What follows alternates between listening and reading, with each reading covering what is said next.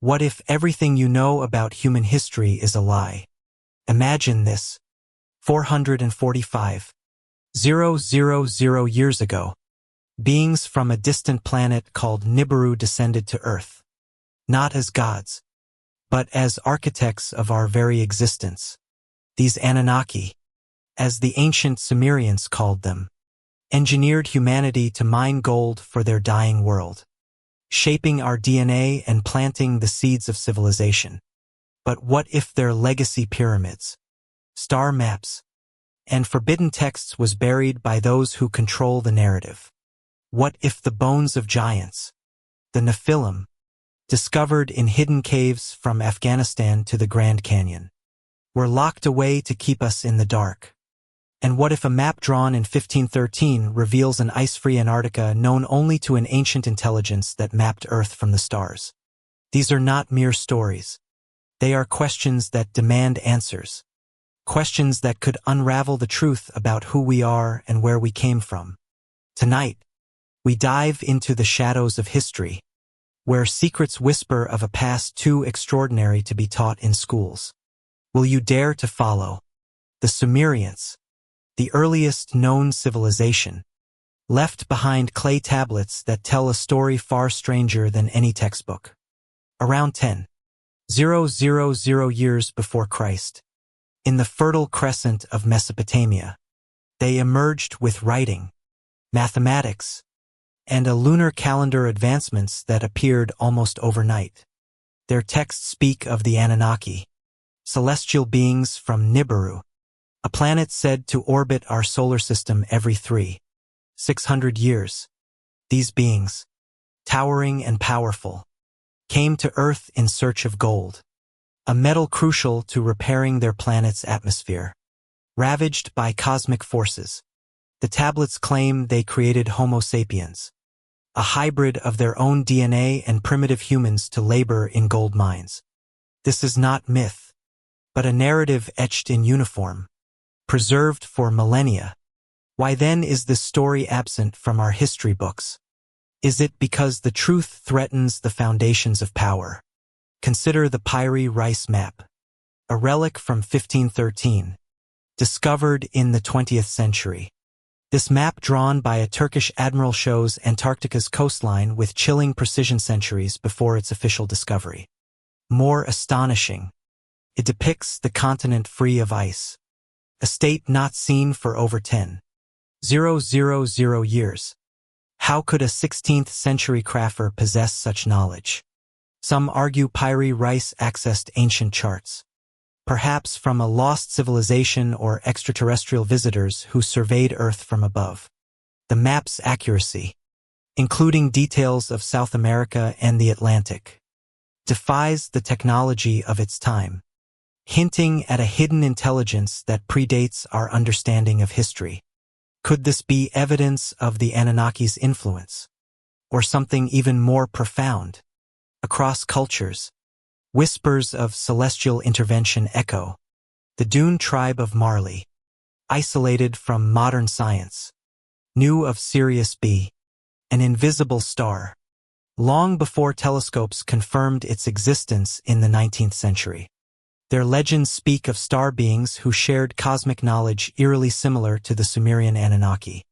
In Egypt, the god Thri of wisdom taught humanity writing and astronomy, while Greek myths tell of Prometheus gifting fire. These stories spanning continents suggest a shared origin, a moment when beings from beyond ignited the spark of civilization. But why are these accounts dismissed as folklore? What are we not being told? Then there are the giants, the Nephilim of ancient texts. The Book of Enoch, found among the Dead Sea Scrolls in 1946, describes these beings as the offspring of celestial watchers and human women. Towering and fearsome, they roamed the earth, their bones reportedly unearthed in places like Mount Carmel in Israel and Giza in Egypt. Yet these discoveries vanish from public view, locked away in vaults or dismissed as animal remains. In 1519, explorer Ferdinand Mellon encountered giants in Patagonia, so tall that his crew barely reached their waists. In 2002, a United States military squad in Afghanistan allegedly faced a 13-FT red-haired humanoid. Its existence swiftly classified. Are these cover-ups meant to protect a sanitized history? One that denies our cosmic origins. The question of who controls our past looms large. Some point to powerful families like the Rothschilds, whose influence over global institutions is said to trace back to ancient bloodlines. Perhaps even those touched by the Anunnaki. While speculative, such theories highlight a pattern. History is shaped by those in power who decide what is remembered and what is erased. Texts like the Book of Enoch excluded from the Bible and artifacts like the Peer Race Map ignored by mainstream scholars suggest a deliberate effort to obscure truths that challenge authority. Even today, images from Mars pyramids and ruins captured by rovers are dismissed as natural formations. Is this skepticism or a refusal to face the possibility that our solar system holds secrets of extraterrestrial contact? As we stand on the edge of this mystery, the questions grow louder. Who were the Anunnaki? And will they return when Nibiru nears Earth again? Why do ancient texts and modern discoveries point to a history far stranger than we are taught? And what lies hidden in the archives of governments and institutions waiting to be uncovered? These are not answers I can give, but questions to carry with you as we journey through this episode. The truth may lie in the shadows in the stories of giants, star maps, and gods who walked among us. I am Mr. your guide through the enigma of our past. And this is Codex of the Lost. If you find these mysteries as captivating as I do, consider subscribing to our channel and ringing the notification bell to join us for more journeys into the unknown. Let us continue as we unravel the secrets of humanity's hidden history. And perhaps as you drift into sleep, you will dream of the truths waiting to be discovered. What if the gods of ancient Sumer were not divine beings born of myth, but extraterrestrial visitors from a rogue planet hurtling through our solar system? What if these Anunnaki, revered as creators and rulers, engineered humanity not out of benevolence, but as a workforce to extract a precious resource that could save their world? And what if their story, etched in clay tablets millennia ago, holds the key to understanding why modern science echoes their ancient pursuits? These questions strike at the heart of our origins, challenging us to reconsider whether the Anunnaki were gods or something far more alien. As we delve into this enigma, the lines between legend and reality blur, inviting us to explore a narrative that has captivated seekers of truth for generations. The tale of the Anunnaki begins in the cradle of civilization, the sun-baked plains of Mesopotamia, where the Sumerians flourished over 5,000 years ago, according to their ancient texts preserved on clay tablets unearthed in the 19th and 20th centuries. The Anunnaki were a pantheon of powerful entities who descended from the heavens. The word Anunnaki itself means those who came from heaven to earth, a phrase that resonates with profound implications. In the earliest Sumerian writings dating back to the 3rd millennium before Christ, these beings are depicted as deities who shaped the world, oversaw fate, and intervened in human affairs. They were led by figures like Anu, the sky god, Enlil, the lord of the air, and Enki, the god of wisdom and water. But it was Zecharia Sitchin, a pioneering researcher born in 1920 and passing in 2010, who brought a revolutionary interpretation to these texts. Sitchin, through his Earth Chronicles series beginning with the 12th planet in 1976, proposed that the Anunnaki were not mere mythological gods, but ancient astronauts from a distant planet called Nibiru. Sitchin's theories, drawn from his translations of Sumerian ununiform tablets, paint a vivid picture of cosmic drama. Approximately 445,000 years ago, he argued, the Anunnaki arrived on Earth from Nibiru, a massive planet with an elongated orbit that brings it into our solar system every 3,600 years. Nibiru, described as a reddish world rich in iron oxide, faced a catastrophic environmental crisis. Its atmosphere was depleting, threatened by solar radiation and internal upheavals.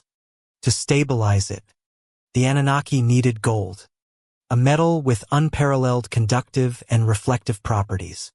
Gold nanoparticles, as modern science confirms, can repair ozone layers and act as radiation shields. A fact mirrored in the National Aeronautics and Space Administration's use of gold foil on spacecraft to protect against cosmic rays.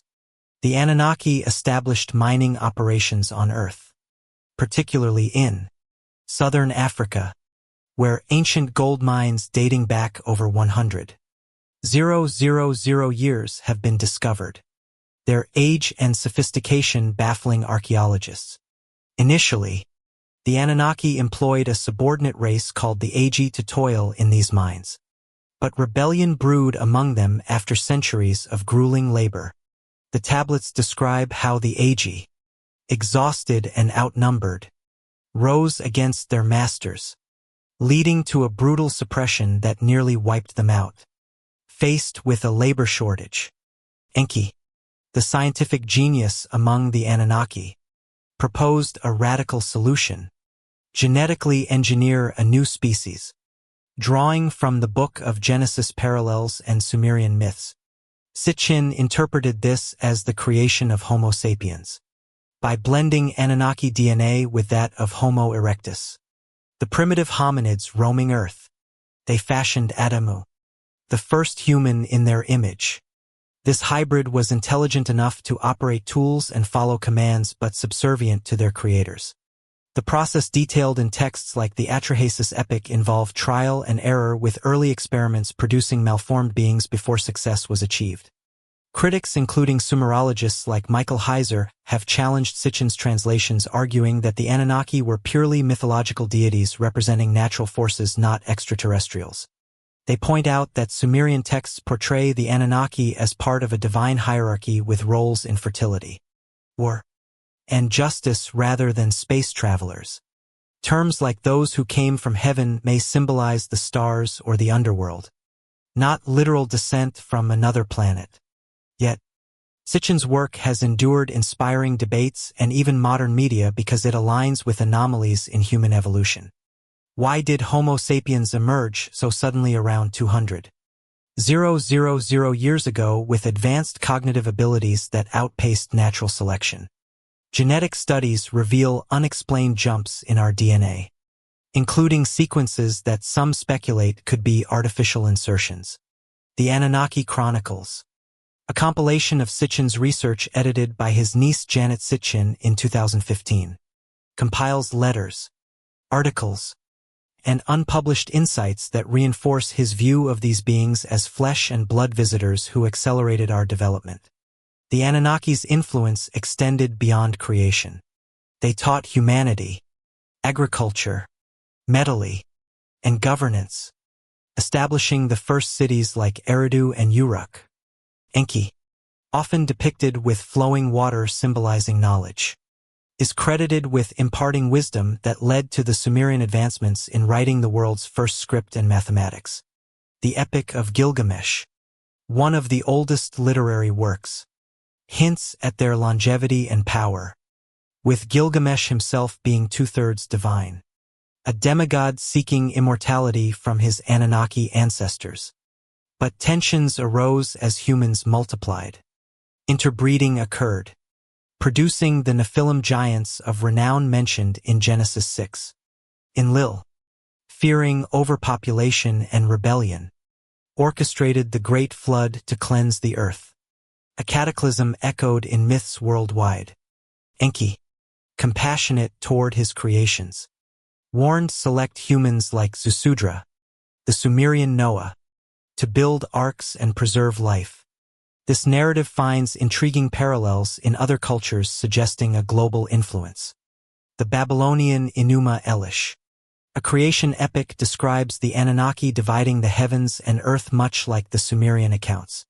In Hindu texts, the Devas and Asuras mirror these celestial hierarchies with battles over elixir that could be metaphors for advanced technology. Even in the Americas, The Maya spoke of sky gods descending to teach, their calendars aligning with cosmic cycles that Sitchin linked to Nibiru's orbit. But perhaps the most compelling connection lies with the Dune tribe of Mar Ali, West Africa, whose astronomical knowledge has baffled researchers for decades. The Dune, a people living in cliffside villages, possess an oral tradition that details the Sirius star system with astonishing accuracy. They describe Sirius A, the brightest star in the night sky, as accompanied by Sirius B, a white dwarf invisible to the naked eye, and only discovered by Western astronomers in 1862.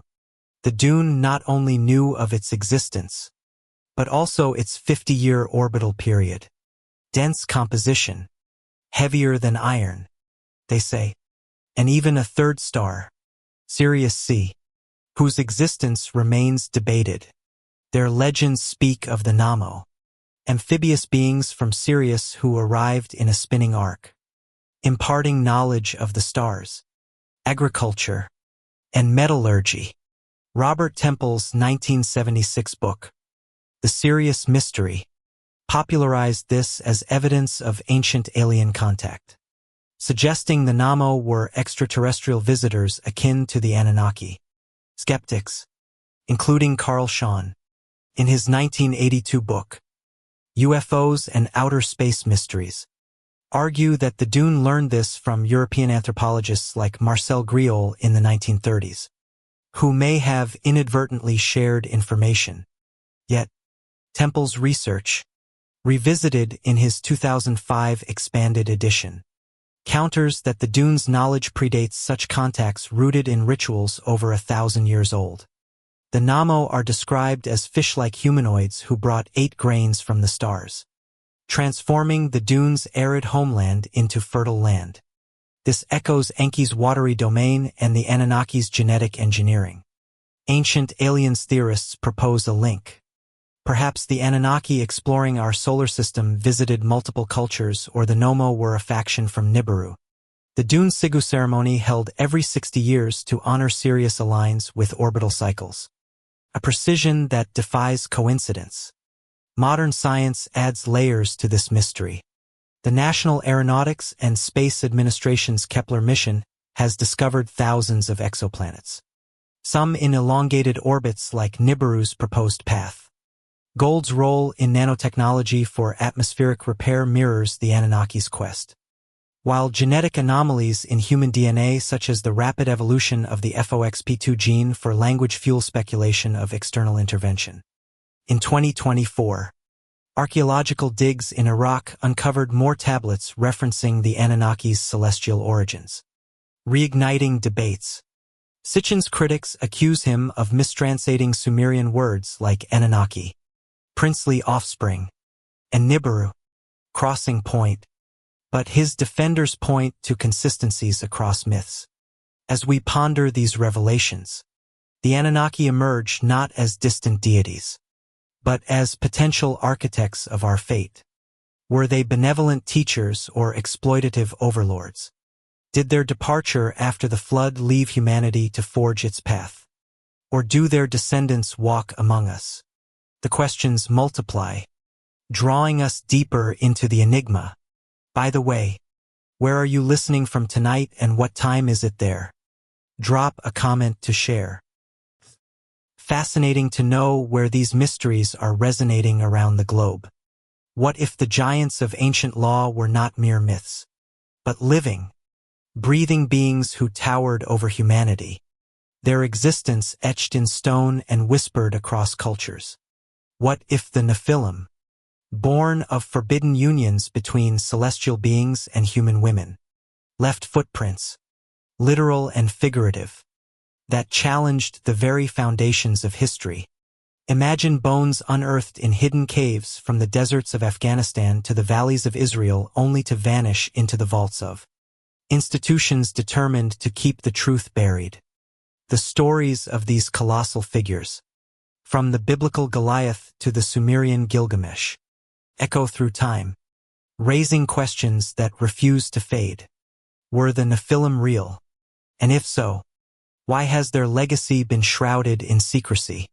The tale of the Nephilim begins in ancient texts, most notably the Book of Enoch, a non-canonical scripture rediscovered among the Dead Sea Scrolls in 1946.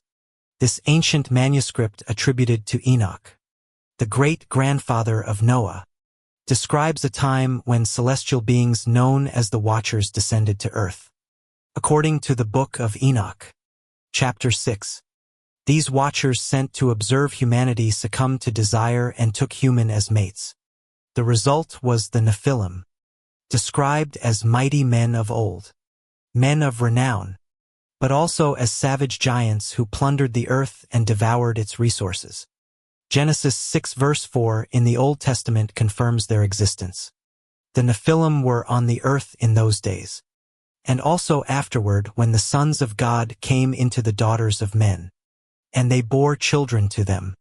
These offspring, towering and powerful, were seen as abominations, prompting divine wrath that culminated in the Great Flood to cleanse the world of their corruption.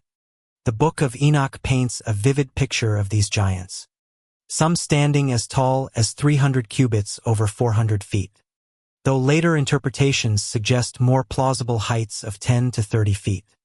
Their size and strength made them both revered and feared, with tales of their cannibalistic tendencies and battles against humanity.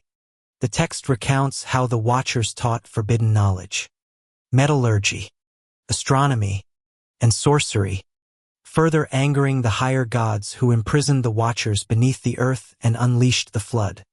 Yet some Nephilim survived, their legacy persisting in the tribes of giants mentioned in the Bible, such as the Anakim, Rephaim, and Em, who inhabited the lands of Canaan and Moab. These biblical accounts are not isolated. Across cultures, stories of giants abound, suggesting a universal memory of colossal beings. In Greek mythology, the Titans, born of gods and mortals, waged war against the Olympians, their immense forms echoing the Nephilim. Norse sagas speak of frost giants, while Irish legends tell of Finn Cúl, who built the Giant's Causeway, a geological marvel of 40,000 interlocking basalt columns stretching toward Scotland. In the Americas, the Insur and Mare spoke of giant ancestors who constructed megalithic structures, their feats defying human capability. Even Marco Polo in the 13th century wrote of a race of giants in Zanzibar capable of carrying loads 4 times that of ordinary men. These accounts spanning continents and eras the question: are these mere coincidences or do they point to a shared historical truth? Archaeological findings add fuel to this mystery. In the 1930s, excavations on Mount Carmel in Israel uncovered bones described as belonging to a race of giants, though these artifacts mysteriously disappeared with attention redirected to Neanderthal remains. In 2001, Howard University archaeologists reportedly unearthed a 6.5 ft skeleton in Giza, Egypt, with an unusually large skull and jawbone, hinting at non-human proportions. Yet, the skull was hidden from academia, and the find was quickly buried literally and figuratively. In South Africa, a 4-foot-long footprint discovered in 1931 by farmer Stoffel Coetzee suggests a being 24 to 27 foot tall. Known as the Goliath footprint, it resists explanations of natural erosion, with geologist Peter Wagner arguing its precision points to an intelligent origin. Historical records from the Age of Exploration further amplify the enigma. In 1519, Ferdinand Migelin's chronicler Antonio Pigetta described encountering giants in Patagonia, South America, so tall that the tallest Europeans reached only their waists. Pigafetta's account written for the Spanish crown details a naked giant dancing and singing on the shore, marveling at the explorers as if they came from heaven. In 1539, Hernando Dato, exploring what is now the southeastern United States, reported tribes led by giants including Chief Tuscaloosa of Alabama, described as towering over all others. Francisco Coronado, searching for El Dorado in the American Southwest, also noted entire tribes of giants, their presence woven into native oral traditions. Benel Díaz del Castillo, chronicling the conquest of Mexico in the 1620s, recorded Aztec tales of giant men and women whose bones were as tall as a man, fought and killed for their evil ways. More recently, a chilling account from 2002 shared anonymously on a radio show describes a United States military squad in Afghanistan encountering a 13T red-haired humanoid in a cave littered with human bones and broken equipment, weighing an estimated 500 kilograms and clad in animal skins. The creature impaled a soldier before being gunned down. Its body was allegedly airlifted to a secret facility. The incident classified while unverified. Such stories echo ancient fears of cannibalistic giants, raising questions about whether isolated descendants of the Nephilim could still lurk in remote corners of the world. The Tartaria conspiracy, a modern theory gaining traction on platforms like X in 2025, adds another layer. Proponents argue that a vast advanced empire called Tartaria spanning Europe and Asia was erased from history by a global elite. Its neoclassical architecture, grand palaces, and cathedrals may have been built by giants with their scale and precision defying human technology of the time. The theory suggests that catastrophic mud floods in the 19th century, evidenced by buried building foundations, were orchestrated to destroy Tartarian remnants, with mainstream history rewriting the narrative to attribute these structures to later periods. While dismissed by academics, the theory's popularity reflects a growing distrust in official accounts, mirroring the Nephilim's exclusion from canonical history. Skeptics argue that giant tales are allegorical, with bones often misidentified as those of prehistoric megaporna like mastodons. The Smithsonian Institution, frequently accused of suppressing giant skeletons, maintains that no such cover-up exists, citing rigorous cataloging. Yet the absence of physical evidence fuels suspicion, as does the dismissal of texts like the Book of Enoch, which was revered by early Christians but excluded from the Bible by the 4th century. The Gospel of Jude in the New Testament quotes Enoch directly, suggesting its influence. Yet its tales of giants were deemed too fantastical for the canon. Could this exclusion be a deliberate act to sanitize history, erasing evidence of extraterrestrial or divine intervention? The Nephilim's legacy extends to physical structures. The Baalbek stones in Lebanon, weighing up to 242 tons, and the granite boulders of Mount Shuria in Siberia, estimated at 3,000 tons, defy explanation. How were these moved without modern machinery? Some proposed that giants with superhuman strength were the builders, their labor guided by advanced knowledge from the Watchers or Anunnaki. In Syria, the Inara temple bears 3-feet-long footprints, suggesting a being over 15 foot tall walked its halls. These megaliths, scattered across the globe, stand as silent witnesses to a past where giants may have roamed. Modern parallels deepen the intrigue. In 2024, posts on X speculated about giant skeletons unearthed in Nevada, quickly suppressed by authorities. While unverified, these claims echo earlier reports like those in 19th-century American newspapers, which frequently described heroic skulls and bones found in burial mounds, only to vanish from public record. The Lovelock Cave in Nevada, excavated in 1914, yielded oversized artifacts and bones, though mainstream scholars attribute them to cultural exaggeration. Yet native Paiute legends speak of redhead giants, the CT defeated in battle, their remains hidden in caves. As we sift through these accounts, the Nephilim emerge as more than myth.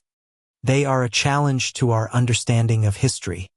Were they the monstrous offspring of celestial rebels or a race of advanced beings whose existence threatens modern narratives? Why do stories of giants persist from ancient Sumer to modern Afghanistan only to be dismissed or concealed? The answers remain elusive, but the questions compel us to look deeper. What if a hidden manuscript buried in desert caves for 2,000 years holds the key to humanity's true origins? What if the Book of Enoch, discovered among the Dead Sea Scrolls, reveals a history of celestial beings, forbidden unions, and cataclysmic events that the powers of the past sought to erase? Imagine a text so provocative that it was excluded from the Bible. Its tales of giants and divine interventions deemed too dangerous for the faithful. The discovery of these ancient scrolls in 1946 shook the foundations of history, raising questions that echo through time. Why was this knowledge hidden? And what secrets does it hold about our cosmic past? In the spring of 1946, in the rugged hills of the West Bank near the ancient settlement of Qumran, a group of Bedouin shepherds tended their flocks. To pass the time, they tossed stones across the rocky terrain, as young shepherds often do. One stone hurled into the mouth of a cave produced a startling sound, a loud shattering that echoed within. Driven by curiosity and a touch of fear, the shepherds ventured inside and stumbled upon a collection of large clay jars. Inside these jars lay a treasure beyond their imagination. Ancient scrolls, brittle and faded, preserved in the dry desert air. These manuscripts, later known as the Dead Sea Scrolls, numbered nearly 900 and included fragments of texts that had been lost to history for centuries. Among them was the Book of Enoch, a non-canonical scripture that offered a radically different perspective on humanity's beginnings. The Dead Sea Scrolls, unearthed between 1946 and 1956 across 11 caves, are one of the greatest archaeological finds of the 20th century. Written in Hebrew, Aramaic, and Greek, they date from the 3rd century before Christ to the 1st century after Christ. They include portions of every book of the Hebrew Bible except Esther, alongside other texts like community rules and apocalyptic writings. The Book of Enoch, however, stands out for its otherworldly narrative comprising 5 sections: the Book of the Watchers, the Book of Parables, the Astronomical Book, the Book of Dream Visions, and the Epistles of Enoch. It spans roughly 100 chapters, attributed to Enoch, the 7th patriarch in the Book of Genesis and great-grandfather of Noah. It tells a story that diverges sharply from the biblical account, weaving tales of celestial rebellion, hybrid offspring, and divine judgment. The Book of Enoch's core narrative found in the Book of the Watchers describes a group of 200 angels known as the Watchers who were sent to Earth to oversee humanity at an unspecified ancient time. These beings, described as sons of God in Genesis 6, were meant to observe, not interfere. Yet, overcome by desire, they defied their divine mandate, taking human women as mates. The result was the Nephilim, a race of giants born from this forbidden union. The Book of Enoch, chapter 7, paints a grim picture of these offspring. They were giants who consumed all the produce of men. And when that was not enough, they turned to eating mankind itself. Their savagery and the forbidden knowledge taught by the Watchers' metallurgy, astrology, and sorcery provoked the wrath of the higher gods. As punishment, the Watchers were bound in chains beneath the earth, and a great flood was unleashed to purge the world of the Nephilim's corruption. Enoch himself emerges as a central figure, not merely a scribe, but a mediator between heaven and earth. The text describes his journeys guided by angels, where he witnesses the rivers, mountains, and ends of the earth from above. In chapter 14, he ascends to a celestial throne room surrounded by fiery beings to receive divine visions. Enoch's role as a messenger culminates in his plea for mercy on behalf of the imprisoned Watchers, though his efforts fail to sway the divine decree. Ultimately, he is taken to heaven in a chariot of fire, a detail that echoes Elijah's ascension in the 2nd Book of Kings, suggesting a connection to advanced technology or extraterrestrial intervention. This narrative, vivid and otherworldly, sets the Book of Enoch apart from canonical scriptures, offering a glimpse into a cosmos alive with divine and demonic forces. Why then was such a text excluded from the Bible? The process of canonization spanning the 1st to 4th centuries after Christ was not a single event but a complex struggle among early Christian and Jewish leaders. The Book of Enoch was revered by some early church fathers such as Tertullian and Clement of Alexandria, and even quoted in the New Testament's Epistle of Jude. Yet, by the time the biblical canon was formalized, texts deemed too esoteric or controversial were sidelined. The Book of Enoch's tales of angels mating with humans and teaching forbidden arts were likely seen as too fantastical, potentially undermining the emerging orthodoxy. Its exclusion, some argue, was a deliberate act to suppress narratives that hinted at humanity's cosmic origins, possibly linked to extraterrestrial beings like the Anunnaki. The Book of Enoch's rediscovery among the Dead Sea Scrolls reignited these debates. But it also drew attention to another enigmatic manuscript, the Voynich manuscript, a mysterious text that some speculate could complement Enoch's revelations. Discovered in 1912 by rare book dealer Wilfrid Voynich.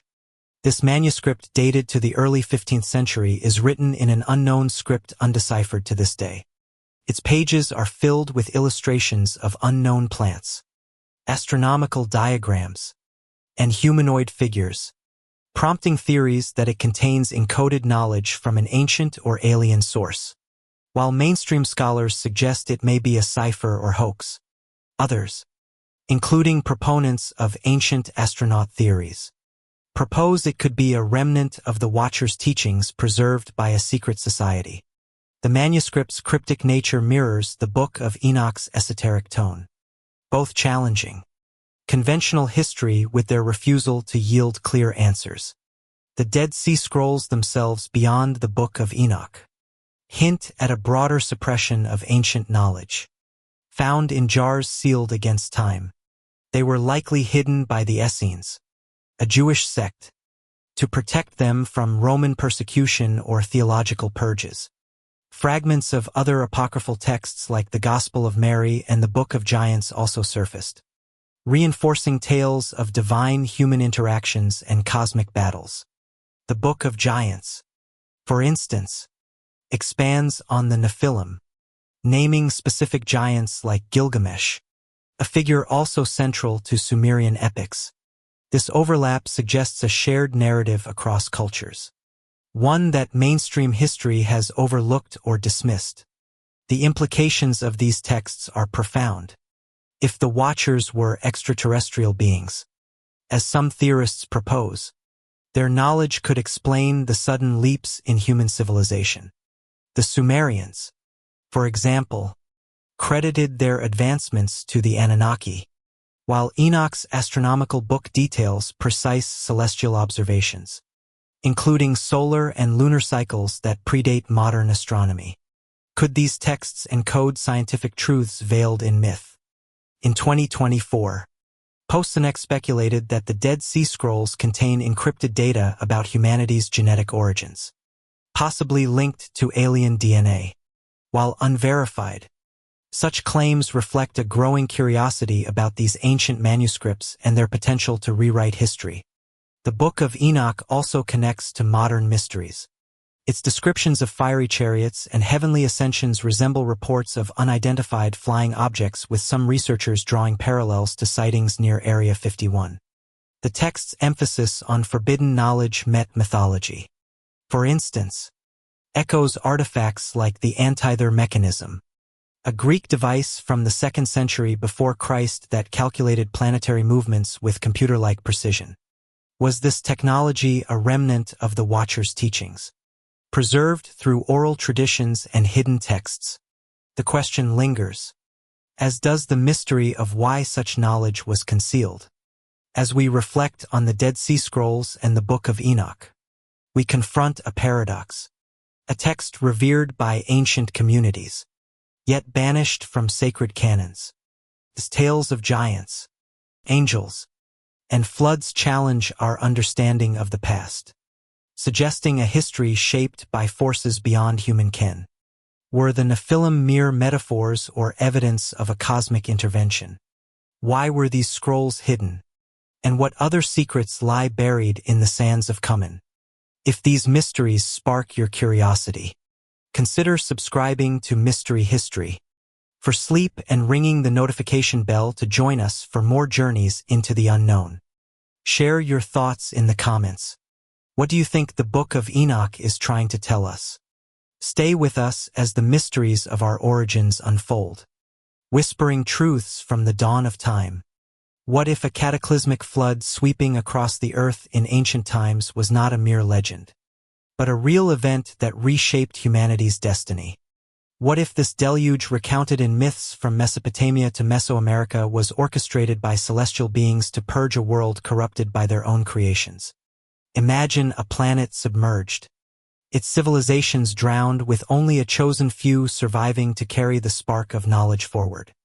The story of the Great Flood found in the Bible, Sumerian epics, and countless other traditions raises questions that pierce the veil of history. Was this a natural disaster or a deliberate act by gods or perhaps extraterrestrials who sought to reset the human experiment? The tale of the Great Flood is one of humanity's most enduring narratives, appearing in over 300 cultures worldwide, from the ancient Near East to the jungles of South America. In the Bible's book of Genesis, chapters 6 to 9, we meet Noah, a righteous man chosen by God to build an ark and preserve life against a flood sent to cleanse the earth of wickedness. The waters rose for 40 days and nights, submerging mountains and destroying all but those aboard the ark. This story, familiar to many, finds a striking parallel in the Sumerian epic of Gilgamesh, composed around 100 to 200 years before Christ. In its 11th tablet, the hero Gilgamesh meets Utnapishtim, a man granted immortality by the gods after surviving a great deluge. Warned by the god Ea, Utnapishtim built a massive vessel taking aboard his family and animals as the heavens unleashed torrentsets that flooded the world for 7 days. These accounts, though separated by centuries, share uncanny similarities. Both describe a divine decision to eradicate humanity's corruption. A chosen survivor instructed to build a boat and a flood that reshapes the earth. The Sumerian version, older by at least a millennium, suggests that the biblical narrative may have drawn from earlier Mesopotamian sources. The Atrahasis epic, another Sumerian text from the 18th century before Christ, details a flood sent by the god Enlil to curb human overpopulation, with Enki secretly aiding Atrahasis to survive. These stories point to a shared memory. But what event could inspire such widespread tales? Could a single cataclysm have left its mark on the collective psyche of humanity? Archaeological and geological evidence offers tantalizing clues.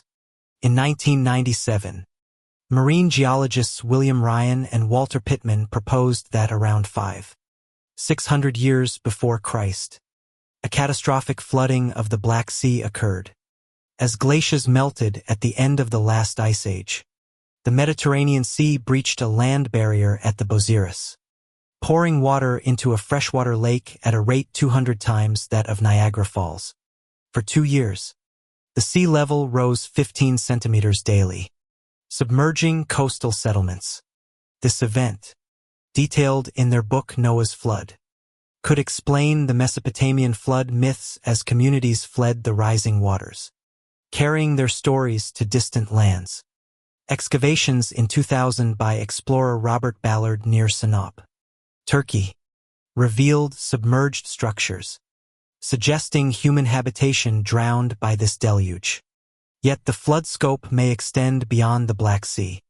Sumerian tablets like those found in Nineveh in 1849 describe a cosmic trigger for the flood: the approach of Nibiru, the alleged home planet of the Anunnaki.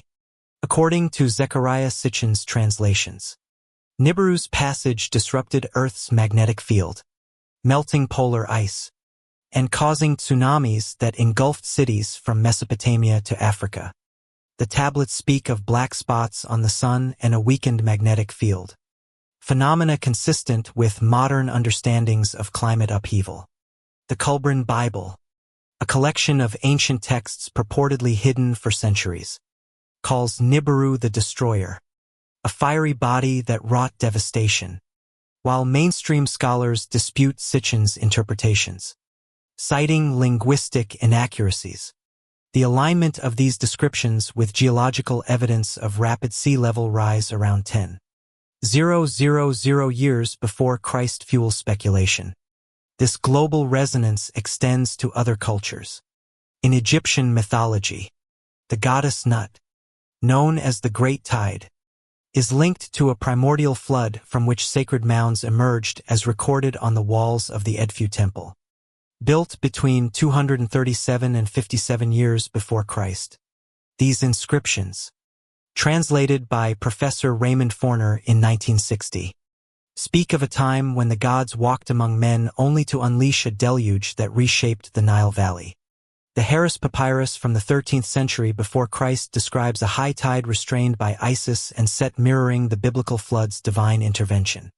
In the Hindu tradition, the Matsya Purana tells of Manu warned by the fish god Matsya to build a boat to survive a flood that drowned the world. A tale echoed in the Satapatha Brahmana. Across the Pacific, Mesoamerican cultures like the Maya and Aztec recount similar cataclysms. The Popol Vuh, the Mira's sacred book, describes a flood sent by the heart of sky to destroy the first race of humans. Flawed creations of mud and wood.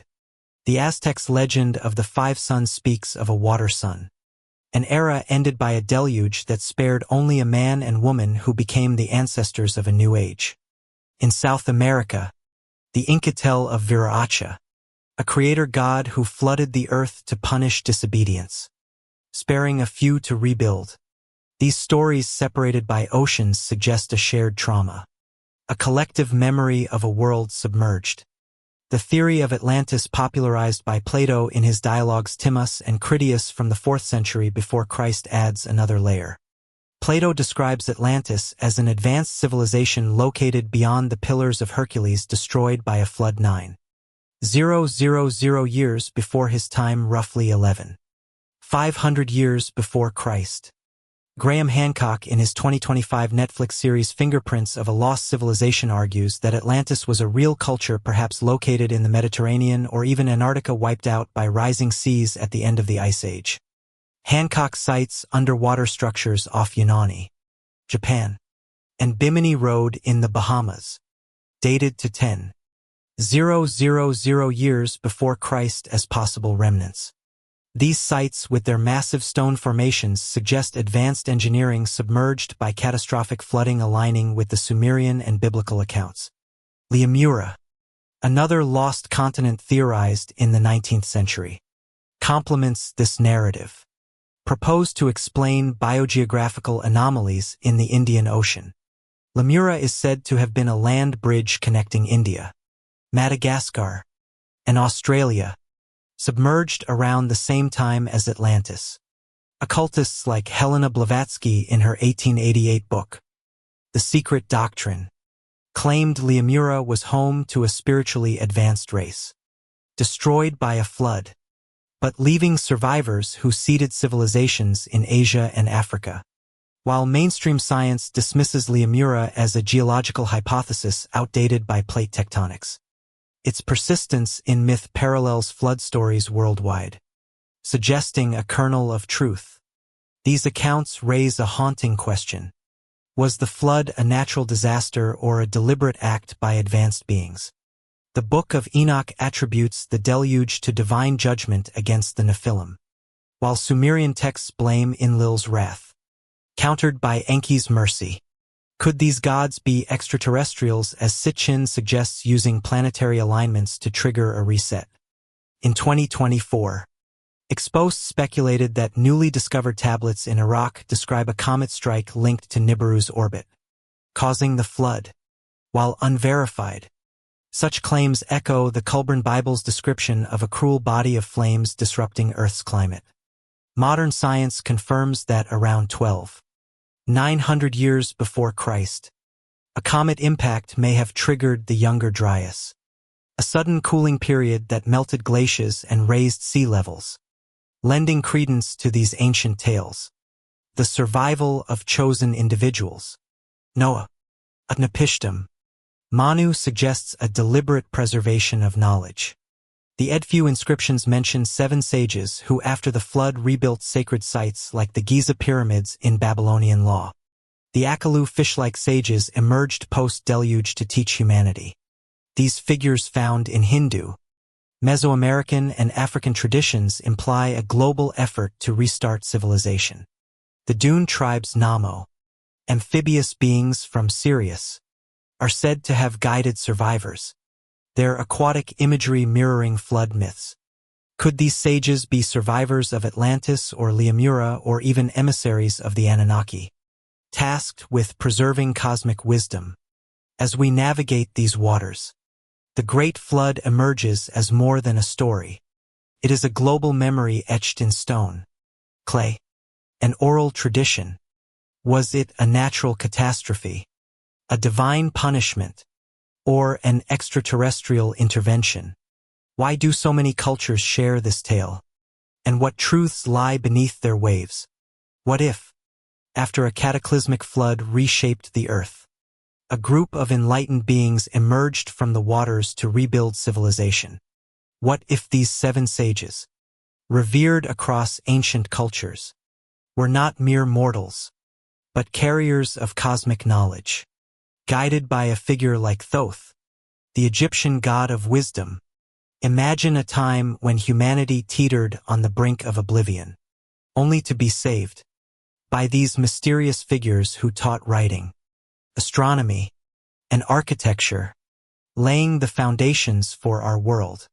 The inscriptions on the walls of Egypt's Edfu temple speak of such sages, survivors of a drowned island who rebuilt sacred sites like the Giza pyramids.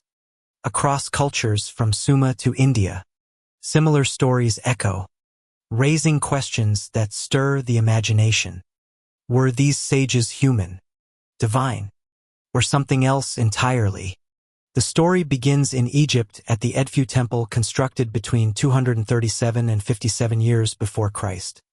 Its ancient inscriptions, translated by Egyptologist Raymond Forner in 1960, describe a group of 7 wise men who arrived after a primordial flood. These sages emerging from a sacred mound that rose from the waters were tasked with rebuilding the world's sacred sites. The texts call this era Zept, the first time, a mythical period when gods walked among men and the earth was born anew. The sages, guided by Thoth, the ibis-headed god of wisdom, writing, and science, are credited with constructing temples and pyramids, including the Great Pyramid of Giza.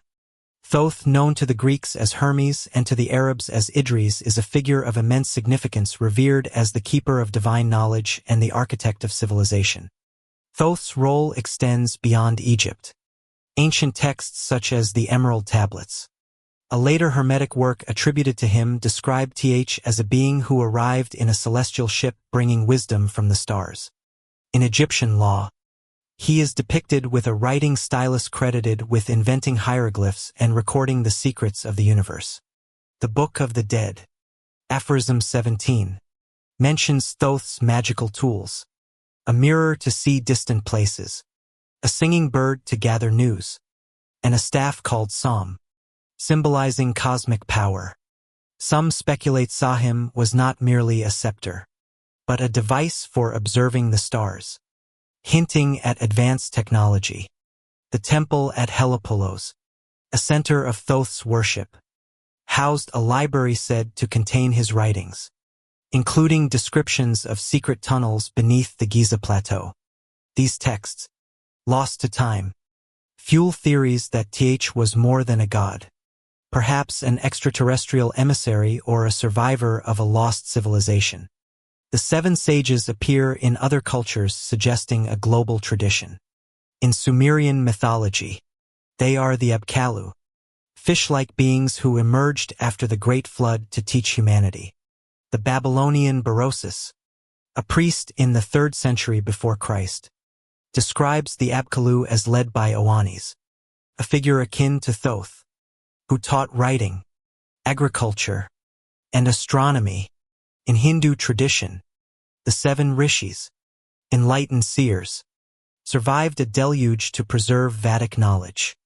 Their names tied to the stars of the Big Dipper. The Mesoamerican Popal speaks of 7 creator gods, while the Dune tribe of Mali credits the Namo, amphibious beings from Sirius, with post-flood teachings. These parallels spanning continents suggest the sages were a universal archetype or perhaps real beings who seeded civilization after a global catastrophe. The Edfu inscriptions link the sages to a lost island destroyed by a flood from which they fled to Egypt. This echoes Plato's Atlantis described in Timaeus and Critias as a sophisticated civilization sunk beneath the sea 500 years before Christ. Graham Hancock in his 2025 series Fingerprints of a Lost Civilization argues that Atlantis was a real culture, possibly in the Mediterranean or Bahamas, whose survivors carried advanced knowledge to Egypt and beyond. The Bimini Road, underwater stone formations off the Bahamas dated to 10,000 years before Christ, is cited as a possible Atlantean remnant. Similarly, Lemuria, the hypothesized lost continent in the Indian Ocean, is said to have housed a spiritually advanced race, its survivors influencing Asian and African cultures. The Edfu text's reference to a drowned island align with these theories, suggesting the sages were refugees of a cataclysmic event. Besip, a 12,000-year-old site in Turkey discovered in 1994, adds weight to this narrative. Its massive T-shaped pillars carved with intricate animals and human figures predate Stonehenge and the pyramids challenging the timeline of civilization. Joe Rogan in a 2025 podcast speculated that Göbekli Tepe was built by survivors of a lost culture, possibly guided by extraterrestrial knowledge. The site's astronomical alignments with pillars oriented towards Sirius mirror the Dune's celestial law and Thoth's astronomical teachings in the Book of Enoch. Could Göbekli be a creation of the 7 sages, a monument to their mission to rebuild humanity? Thoth's connection to Enoch deepens the mystery. In Jewish tradition, Enoch, the 7th patriarch, is a figure of divine favor, taken to heaven without death. The Book of Enoch, found among the Dead Sea Scrolls, describes his celestial journeys and receipt of cosmic knowledge, including solar and lunar cycles. Ancient sources like the historian Taki Allen Armid equate Tach with Enoch Idris and Hermes, suggesting a single archetype, a wise being who bridges heaven and earth. In Sumerian law, the sage Enma Majorani, the 7th king before the flood, received heavenly tablets from the god Uriel, mirroring Enoch's role. These overlaps hint that Thoth and the sages were not isolated figures, but part of a global effort to preserve knowledge after a cataclysm. The sages' teachings transformed humanity. In Egypt, Thoth's hieroglyphs enabled record-keeping, while his astronomical insightalist, geneticist Robert Carter in a 2024 study noted rapid changes in human DNA around this period, particularly genes for language and cognition, fueling speculation of guided evolution. Could the sages led by Th have been agents of this transformation, possibly under extraterrestrial guidance? Theories of alien intervention gain traction from artifacts like the Saqqara bird, a wooden object from 3rd century Egypt, resembling a modern glider discovered in 1898. Its aerodynamic design suggests advanced engineering, possibly a model of a larger craft. The Book of Enoch's fiery chariots and Thoth's celestial ship echo descriptions of unidentified flying objects, with posts on X in 2025 linking them to Area 51 sightings. Eric von Daniken in his 1970 book Chariots of the Gods argues that such artifacts reflect alien technology shared by figures like Thoth, while mainstream scholars attribute the Saqqara bird to symbolic art. Its precision challenges conventional explanations. The sages' legacy also faces suppression. The Emerald Tablets, though a later Hermetic text, claim Thoth's knowledge was hidden to protect it from misuse. The Dead Sea Scrolls, likely concealed by the Essenes to evade Roman destruction, suggest a pattern of safeguarding esoteric wisdom. In 2025, Conspiracy theorists on X alleged that Vatican archives hold TH's original writings suppressed to maintain religious control. While unverified, these claims reflect a belief that the sages' teachings threaten established narratives. Much like the Book of Enoch's exclusion from the Bible. As we reflect on the seven sages and Thoth, we confront a profound question. Were they survivors of a lost world? Divine emissaries or extraterrestrial guides? Their presence in global myths from Egypt to Sumer suggests a coordinated effort to rebuild after a flood. Sites like Göbekli and artifacts like the Saqqara bird hint at knowledge beyond human reach at the time. Why do these stories persist and why were they hidden? I'm curious where you tuning in from tonight and what's the hour where you are. Let us know in the comments. It's always intriguing to see where these ancient tales are sparking wonder. What if the colossal stone structures scattered across the earth? Monuments that defy explanation were not built by human hands alone. What if the towering blocks of Baalbek, the precisely aligned pillars of Stonehenge, or the mysterious carvings of Göbekli were crafted with the aid of beings far beyond our understanding? Imagine a time when giants walked the earth or celestial visitors bestowed advanced technology upon humanity, enabling feats of engineering that remain unmatched even today. These megalithic wonders standing silent for millennia raise questions that echo through the ages. How were they constructed and by whom? Were they the work of gods, extraterrestrials, or a lost civilization guided by divine knowledge? In the Baikar Valley of Lebanon lies the ancient site of Baalbek, home to some of the largest cut stones ever discovered. The Trilithon, a set of 3 massive limestone blocks in the foundation of the Temple of Jupiter.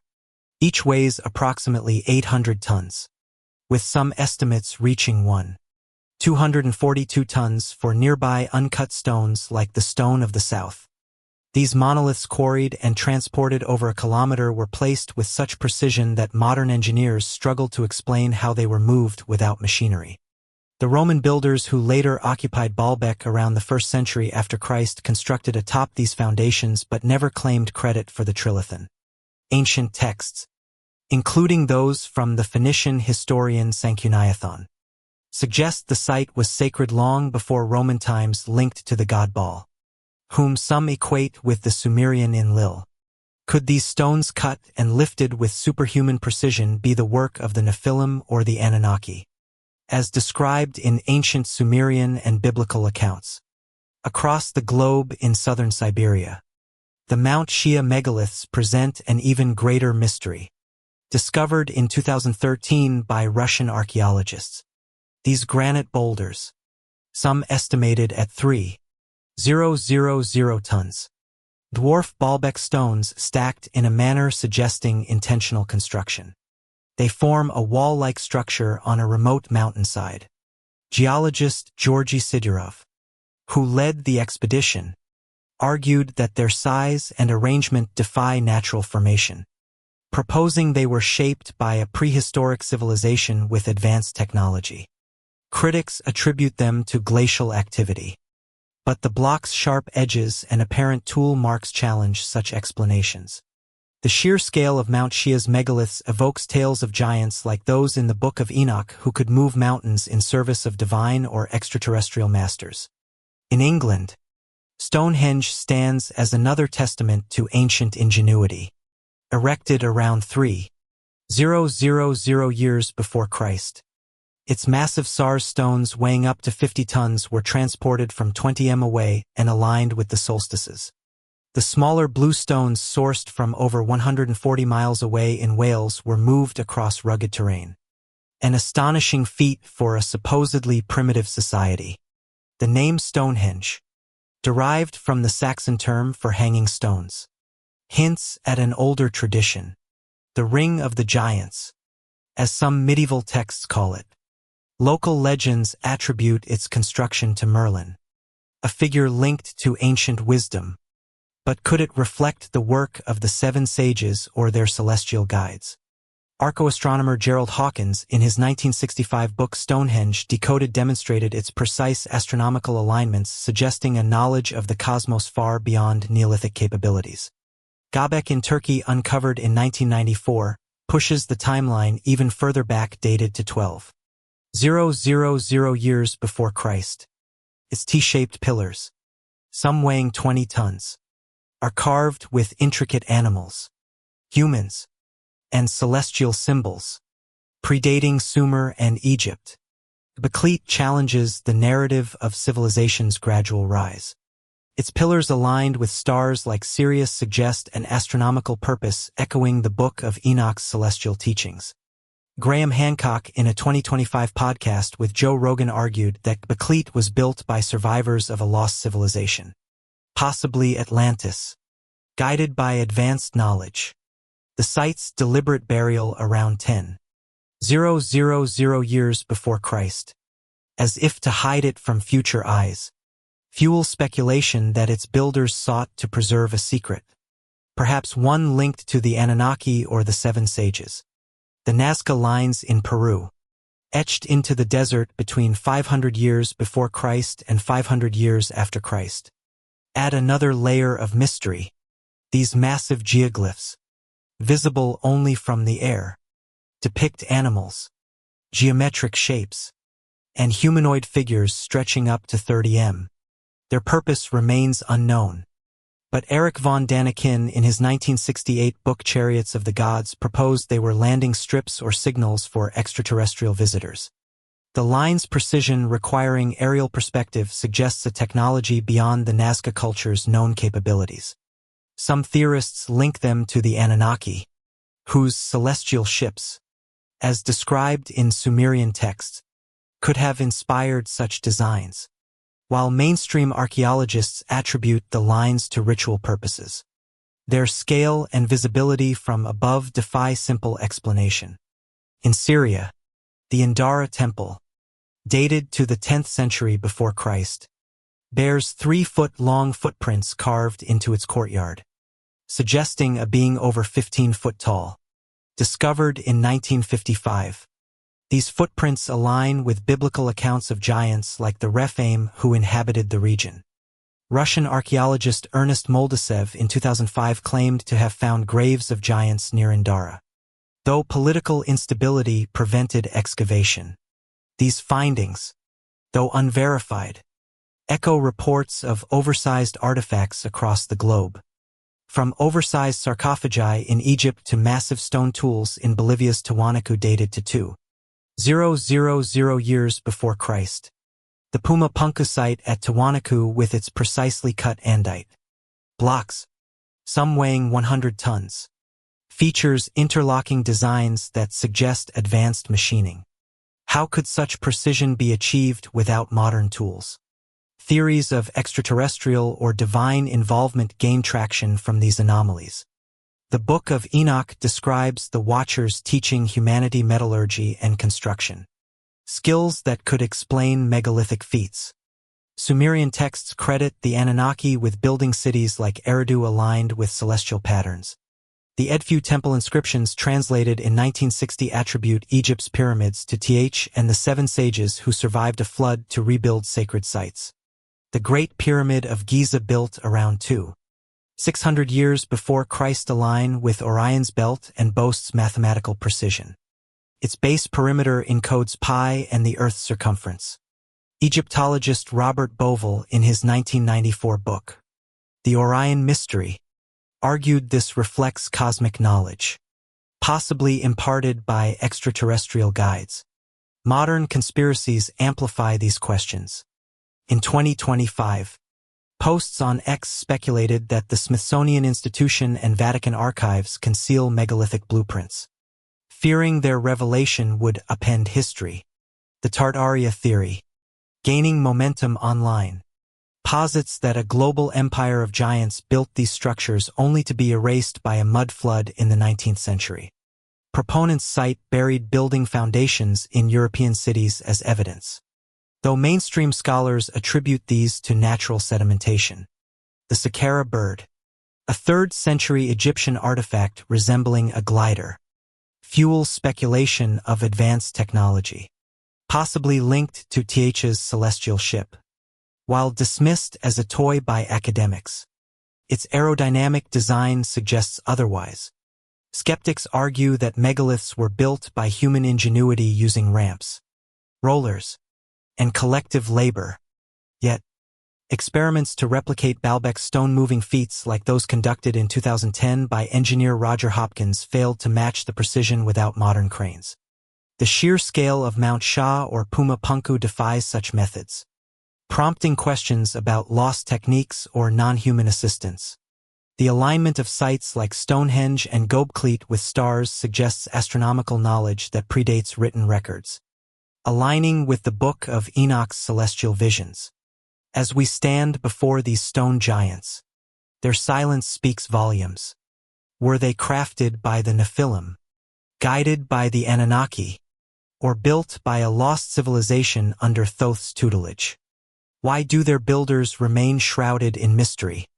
And what knowledge did they encode in stone that challenge our understanding of history?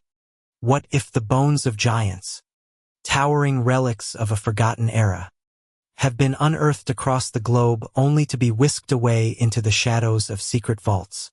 What if institutions from museums to governments have conspired to suppress evidence of the Nephilim, those colossal beings born of celestial and human unions, to protect a sanitized version of history? Imagine skeletal remains, some over 10 feet long, discovered in caves, deserts, and ancient mounds, only to vanish under the guise of misidentification or bureaucratic cover-up. The whispers of these finds from the sands of Egypt to the caves of Nevada raise chilling questions. Why would such discoveries be hidden? And who stands to gain from keeping humanity ignorant of its true origins? The saga of giant bones begins with ancient texts like the Book of Enoch found among the Dead Sea Scrolls in 1946, which describes the Nephilim as towering offspring of the Watchers and human women. Genesis 6 verse 4. In the Old Testament confirms their existence, noting they were on the earth in those days and afterward men of renown whose size and strength defied human norms. These giants, like Goliath of Gath, who stood 6 cubits and a span roughly 9 foot tall, populate biblical narratives from the Anakim of Canaan to the Rephaim of Moab. Yet beyond scripture, historical accounts and archaeological reports suggest that physical evidence of these beings has surfaced repeatedly only to be lost, dismissed, or concealed. In the 1930s, excavations on Mount Carmel in Israel uncovered bones described as belonging to a prehistoric race of giants. These findings, reported by local archaeologists, were poised to rewrite human history. But the bones mysteriously disappeared with attention redirected to Neanderthal remains. Similarly, in 2001, Howard University archaeologists excavating a tomb in Giza, Egypt, discovered a 6½ ft skeleton with an unusually large skull and jawbone, suggesting non-human proportions. The skull was quietly removed from study, and the excavation was halted with the site re-earied under official orders. In 1881, Professor Timman, exploring ruins near the Nile, found skeletons ranging from 7 feet 8 inches in to 11 feet 1 inch. Yet, these too vanished from academic records, leaving only fleeting mentions in obscure journals. Across the Atlantic, the United States has its own history of giant discoveries, often shrouded in controversy. In the 19th century, American newspapers frequently reported finds of oversized skeletons in burial mounds, particularly in the Midwest. An 1876 article in the Red River Valley News described a heroic skull and bones found in Minnesota, estimated at 8 foot tall.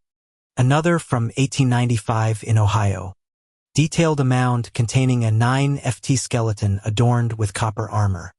These reports, numbering in the hundreds, fueled public fascination. Yet the bones rarely reached museums. The Smithsonian Institution, often implicated in these accounts, is accused of cataloging such finds only to store them in restricted archives. A 2025 thread on X claimed that Smithsonian warehouses in Washington, D.C. hold crates of giant skeletons labeled as animal remains to deter scrutiny. Though no verifiable evidence supports this. The Lovelock Cave in Nevada, excavated in 1914, offers a compelling case. Archaeologists found oversized artifacts. Sandals measuring 15 in and jawbones twice the size of a human's alongside reports of 8-foot skeletons. Local Paiute legends speak of the Sikar, a race of red-haired cannibalistic giants defeated in a cave battle. While the University of California cataloged some remains, many were reportedly lost or destroyed. Skeptics argue these were exaggerated or misidentified megaporna bones. Yet, the consistency of native oral traditions and physical artifacts challenges such dismissals. In 2024, a viral X post revived interest, alleging that Lovelock's remaining bones were moved to a classified facility, possibly linked to Area 51.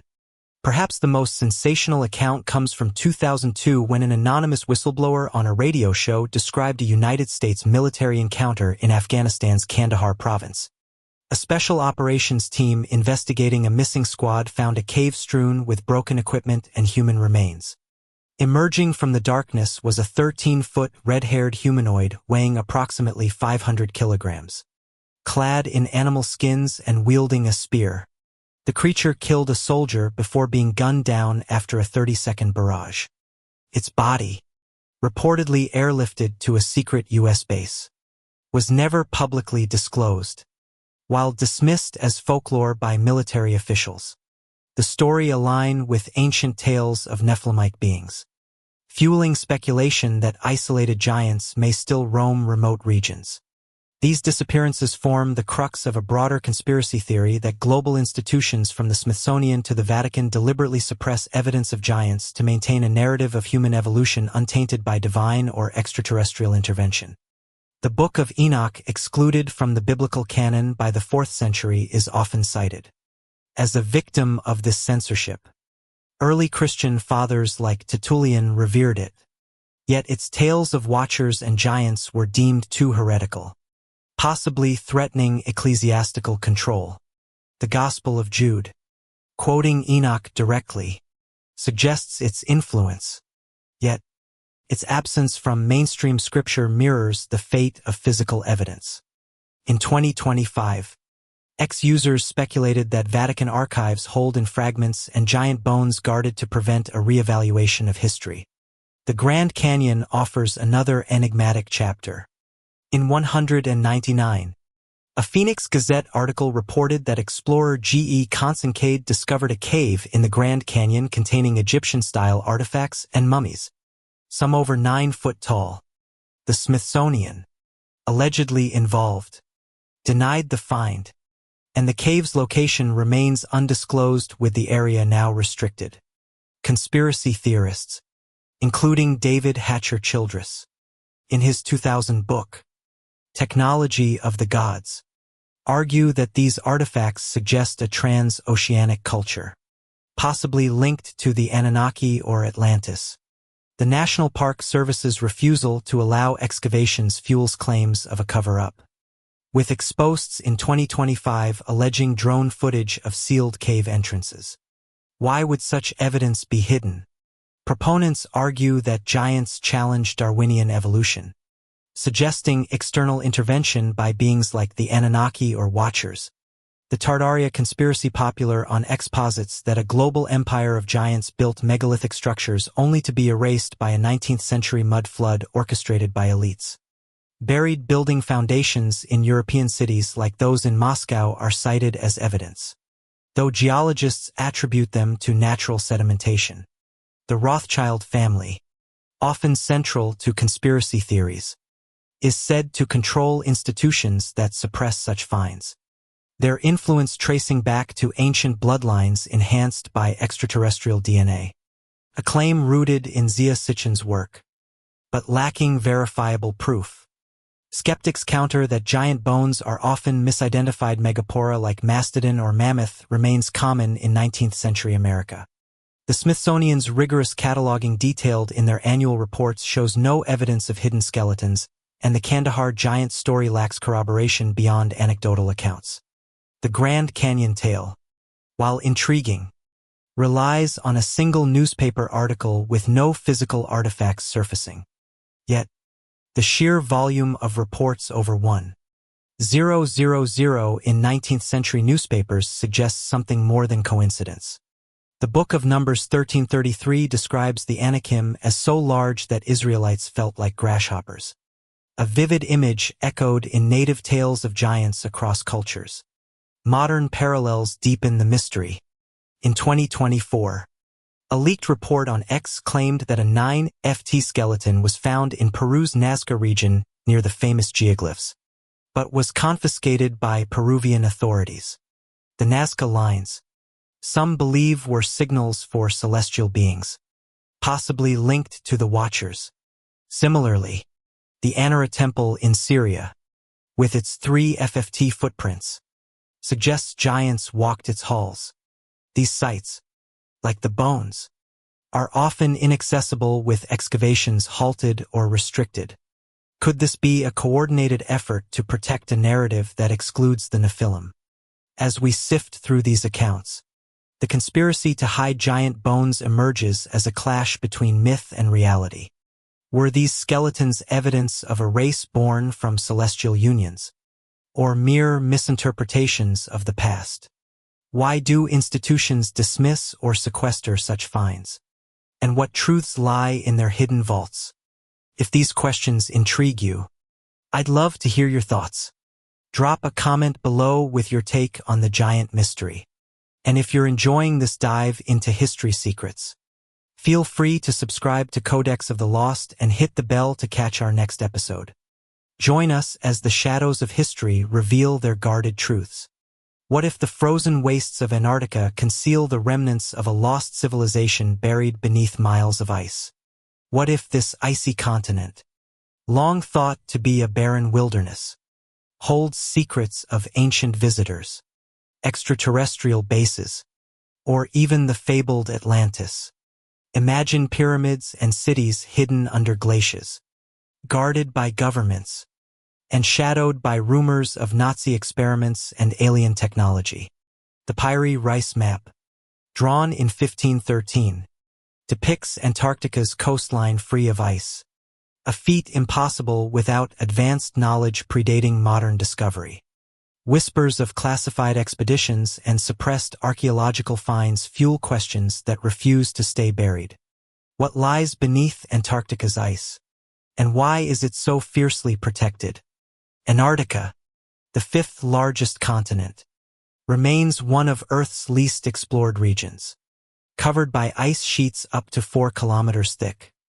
Its official discovery in 1820 by Russian explorers Fabian Gottadl von Bellingshausen and Mikhail Lazarev marked it as a desolate land. Yet ancient maps and modern conspiracies suggest a far richer history. The Piri Reis map compiled by Turkish Admiral Piri Reis in 1513 shows Antarctica's coastline with startling accuracy, including details of Queen Moorland and the Palmer Peninsula. Most astonishingly, it depicts the continent free of ice, a condition not seen for over 10,000 years when the last ice age ended. Modern science through ice core studies published in Nature in 2020 confirms that Antarctica's ice began forming around 34 million years ago. But coastal areas were ice-free as recently as 12,000 years before Christ. How could a 16th century topographer possess such knowledge centuries before Antarctica's discovery? The Pyrus map, discovered in Istanbul's Topkapi Palace in 1929, draws on older sources, including charts attributed to Christopher Columbus and ancient Greek mariners. Some theorists, like Charles Hapgood in his 1966 book, Maps of the Ancient Sea Kings, argue that it reflects knowledge from a lost civilization, possibly Atlantis, or extraterrestrial surveyors who mapped Earth from above. The map's precision, showing rivers and mountains now buried under ice, suggests advanced crafty or aerial technology.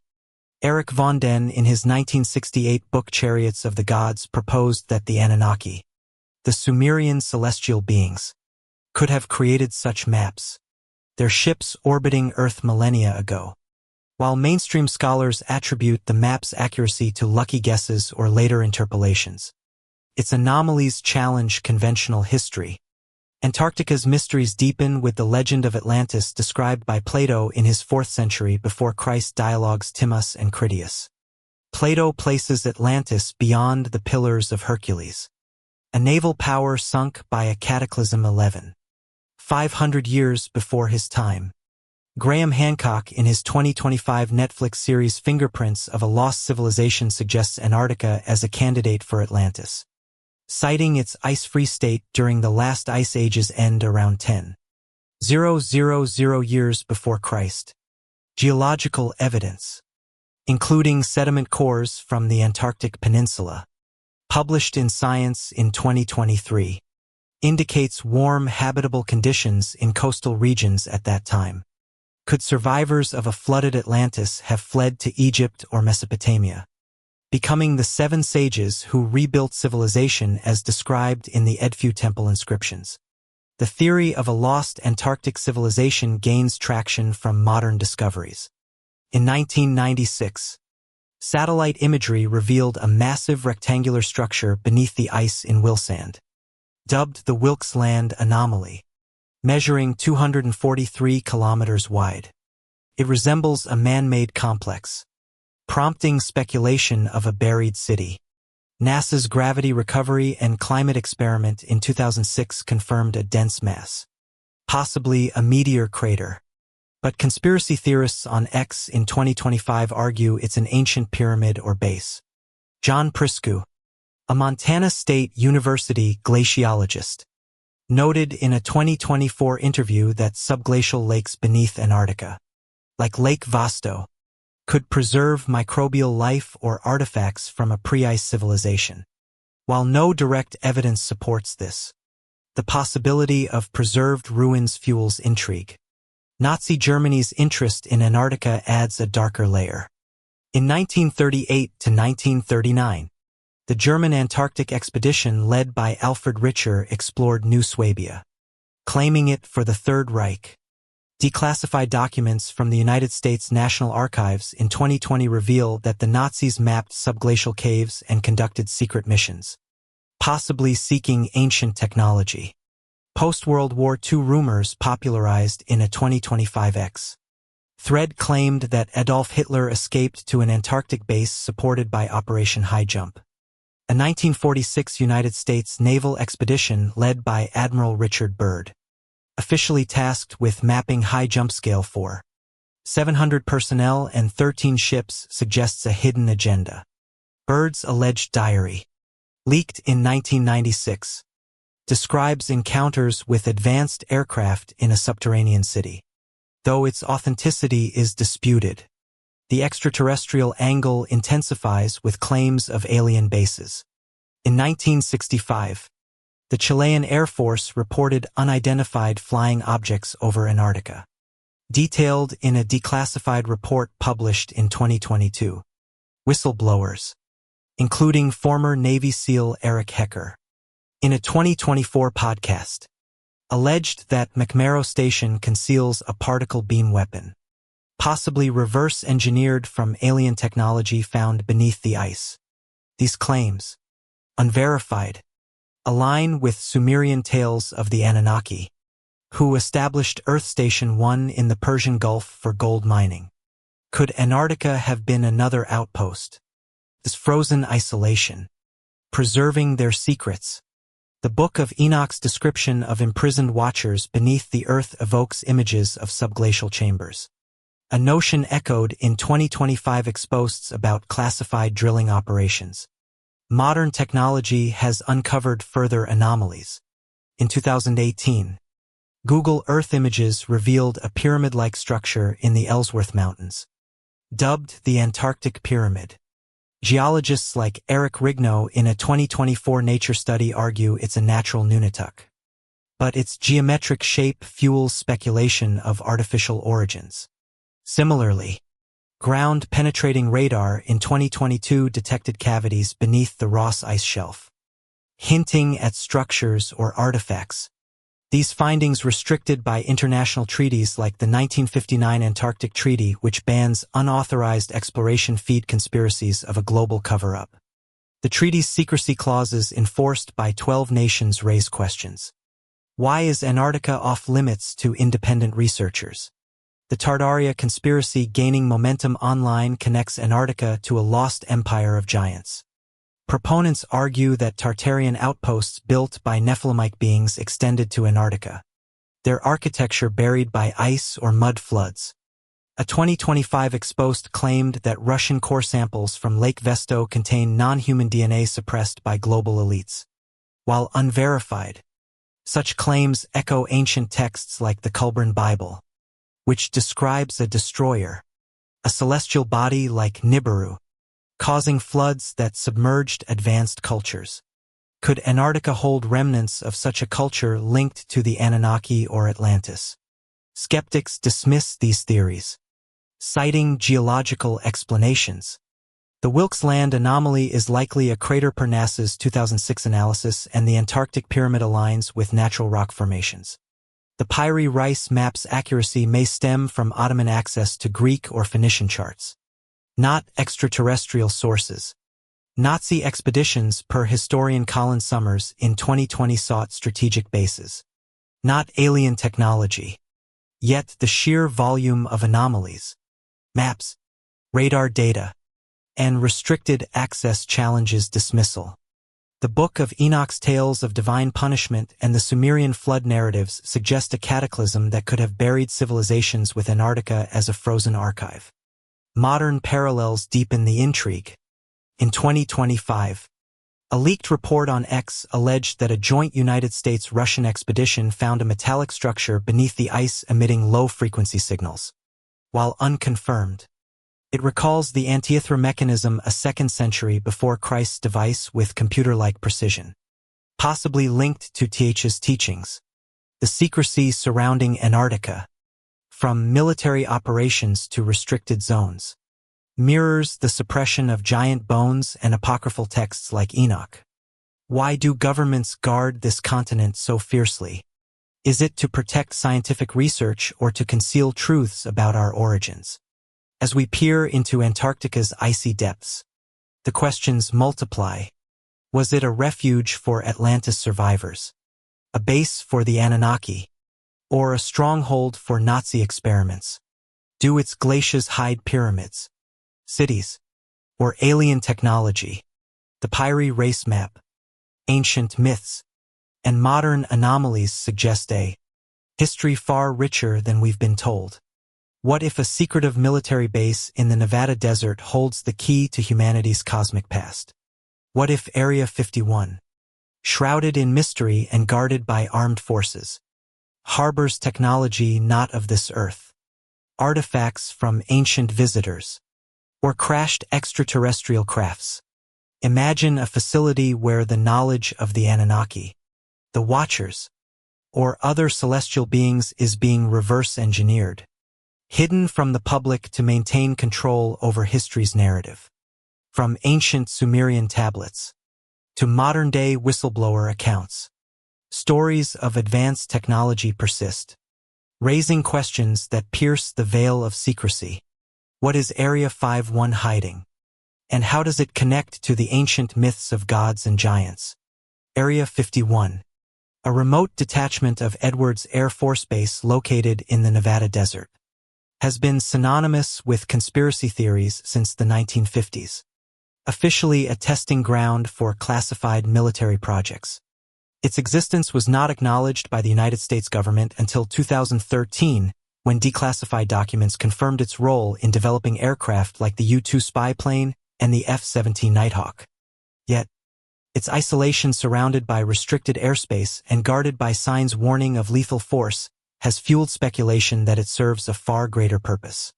The base's secrecy, coupled with reported sightings of unidentified flying objects, has made it a focal point for those who believe humanity's technological leaps stem from extraterrestrial sources, possibly linked to the Anunnaki or the Watchers described in ancient texts.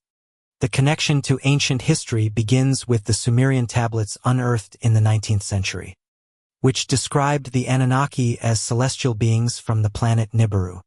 These texts, particularly the Enuma Elish and the Atrahasis epic, detail their use of advanced tools and vehicles, including flying crafts referred to as heavenly boats. The Book of Enoch, rediscovered among the Dead Sea Scrolls in 1946, similarly describes Enoch's ascent in a fiery chariot, a vision that echoes modern reports of unidentified aerial phenomena. Could these ancient accounts be early descriptions of extraterrestrial technology preserved in myth? The Saqqara bird, a 3rd century before Christ, Egyptian artifact resembling a glider and the antither mechanism. A 2nd century before Christ Greek device with computer-like precision suggests that ancient civilizations access knowledge beyond their time. Knowledge that some theorists link to Area 51's secretive projects. The modern saga of Area 51 gained traction in 1989 when physicist Bob Lazar appeared on a Las Vegas television station, claiming he worked at a subsite called S4.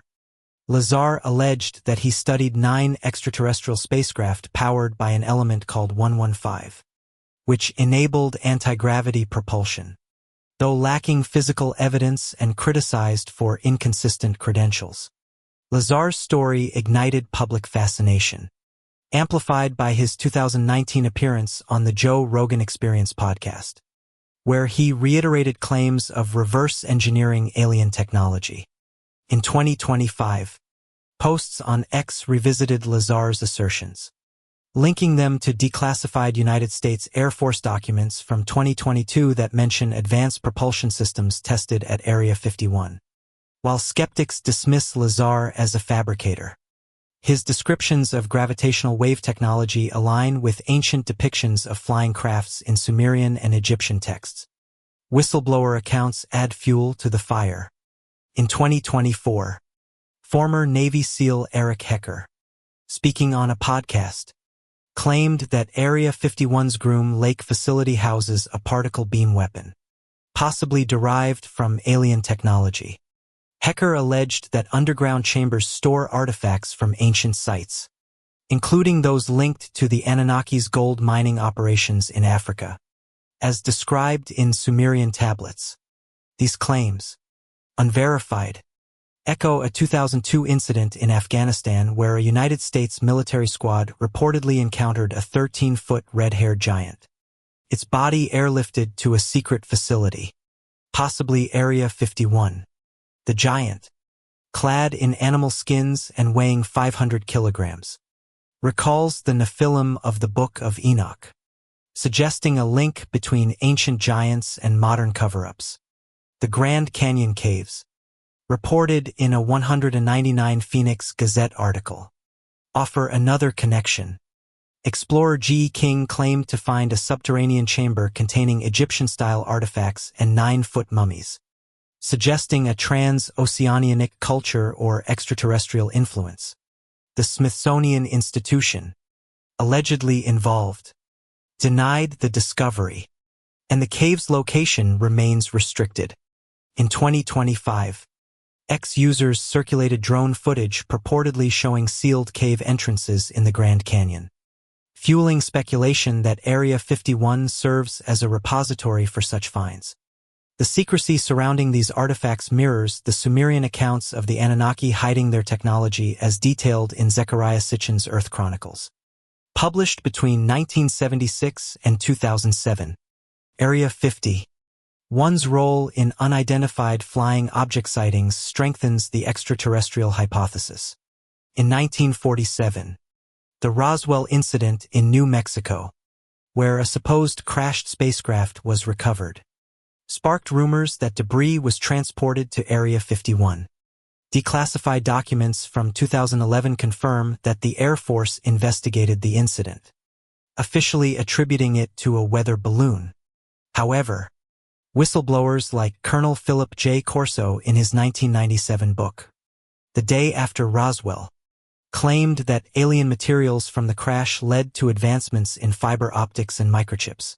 In 2019, The Storm Area 51 event, initiated as a viral meme on social media, drew thousands to the base's perimeter, reflecting public belief in hidden alien technology. Posts on X in 2025 alleged that recent unidentified aerial phenomena sightings over Nevada reported by the Pentagon's All-Domain Anomaly Resolution Office originate from Area 50. One's testing of reverse-engineered crafts. Ancient artifacts provide intriguing parallels. The Sumerian tablets describe the Anunnaki's use of advanced devices such as the Mi tablets of destiny that controlled cosmic forces. The Book of Enoch's Watchers taught metallurgy and astronomy, skills that could explain artifacts like the Baghdad battery, a 1st-century Parthian device possibly used for electroplating, discovered in 1936. In 2024, archaeologists in Iraq uncovered a clay tablet depicting a winged disc interpreted by some as a schematic of an Anunnaki craft. These artifacts, often dismissed as ceremonial, suggest a technological legacy that Area 51 may be studying.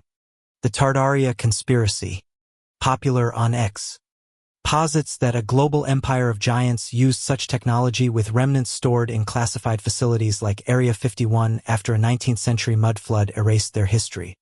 Skeptics argue that Area 51 secrecy is purely military, focused on projects like the B-2 Spirit bomber or hypersonic drones. The Pentagon's 2022 report on unidentified aerial phenomena attributes most sightings to atmospheric phenomena or foreign technology, not aliens. Bob Lazar's claims lack corroboration, and the Roswell debris was confirmed as terrestrial in origin by metallurgical analysis in 2015. The Grand Canyon cave story relies on a single unverified newspaper article, and the Saqqara bird is classified as a ritual object by Egyptologists. Yet, the persistence of these narratives, amplified by declassified files and whistleblower testimonies, challenges outright dismissal. The sheer volume of sightings over 144 reported by the Pentagon in 2021 suggests something extraordinary. Modern parallels deepen the intrigue. In 2025, a leaked video on X purportedly showed a glowing orb above Area 51, matching descriptions in the Book of Enoch of fiery angelic vehicles. The National Aeronautics and Space Administration's use of golden spacecraft, mirroring the Anunnaki's quest for the metal, hints at a continuity of purpose. Could Area 51 be decoding ancient technologies like those of Thoth's celestial ship or the Watcher's forbidden tools? The secrecy surrounding the base with restricted access enforced by the 1984 Groom Lake Agreement fuels speculation of a global effort to conceal humanity's cosmic origins. As we peer into Area 51's shadows, the questions multiply. Are the crafts tested their relics of the Anunnaki or Watchers? Do underground vaults hold the bones of giants or artifacts from lost civilizations? Why is the truth so fiercely guarded? What if the technological marvels of our modern world, electricity, wireless communication, even space exploration trace their roots to ancient knowledge bestowed by celestial beings?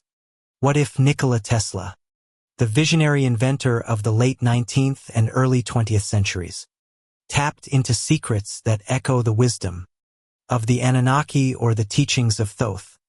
Imagine a future where the return of a distant planet, Nibiru, could reignite humanity's connection to its cosmic origins, unveiling truths hidden for millennia. The stories of ancient texts from Sumerian tablets to the Book of Enoch resonate with today's scientific advancements, raising questions that bridge past and future. Are we rediscovering the technologies of gods or aliens? And what does this mean for humanity's destiny? Nikola Tesla, born in 1856 and passing in 1943, stands as a towering figure in modern science, credited with inventing alternating current electricity, radio, and foundational concepts for wireless energy. His famous quote recorded in a 1926 interview captures his philosophy. If you want to find the secrets of the universe, think in terms of energy, frequency, and vibration. This statement, often cited in metaphysical circles, resonates eerily with ancient descriptions of cosmic forces. The Sumerian tablets unearthed in the 19th century described the Anunnakis' use of the Me tablets of destiny that controlled energy and cosmic order. The Book of Enoch, found among the Dead Sea Scrolls in 1946, details the Watchers teaching humanity the mysteries of energy, including metallurgy and celestial mechanics. Could Tesla have unknowingly channeled this ancient knowledge, bridging the gap between myth and science? Tesla's experiments with high-frequency electricity and wireless power transmission mirror the advanced technologies attributed to ancient visitors. In 1901, he began constructing the Warden Cliff Tower in New York, designed to transmit energy wirelessly across the globe. Tesla claimed the tower could harness Earth's natural frequencies, a concept akin to the Sumerian idea of manipulating cosmic vibrations. Ancient texts like the Egyptian Edfu temple inscriptions from 237 to 57 years before Christ describe Thoth's use of a Sahim staff to observe stars and control unseen forces. Some theorists, including Eric von Den in his 1970 book, Chariots of the Gods, speculate that such tools were advanced devices, possibly electromagnetic, shared by extraterrestrial beings. Tesla's lost journals, rumored to be held in classified archives, are said to contain references to cosmic energy sources, fueling claims on X in 2025 that he accessed ancient knowledge, perhaps through intuitive or even telepathic means. The National Aeronautics and Space Administration's use of gold in spacecraft offers another striking parallel. Sumerian tablets, as interpreted by Zecharia Sitchin in his 1976 book, The 12th Planet, claimed the Anunnaki mined gold to repair Nibiru's atmosphere, using its reflective properties to shield against cosmic radiation. Modern science confirms gold's utility. The James Webb Space Telescope, launched in 2021, uses gold-coated mirrors for infrared observation, while spacecraft employ gold foil for radiation protection.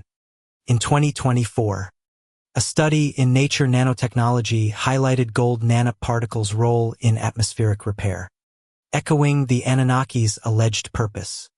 Could our space technology be retracing steps laid down by ancient visitors, preserved in myths, and rediscovered through scientific progress? The crystal skulls, 13 carved quartz objects found across Mesoamerica since the 19th century, deepen this connection. Legends, particularly among the Mir, claim these skulls hold ancient knowledge activated by specific frequencies. In 2008, a Smithsonian study using electron microscopy revealed modern tool marks on some skulls, suggesting 19th century origins. But others, like the Mitchell-Hedges skull found in 1924, defy explanation with their precision. Proponents, including Max the Crystal Skull's caretaker, Joan Parks, interviewed in 2025 on X, argue they encode cosmic data, possibly from the Anunnaki or Thoth. The skull's alleged ability to emit light or sound under certain conditions recalls Tesla's experiments with resonant frequencies, suggesting a link between ancient artifacts and modern energy science.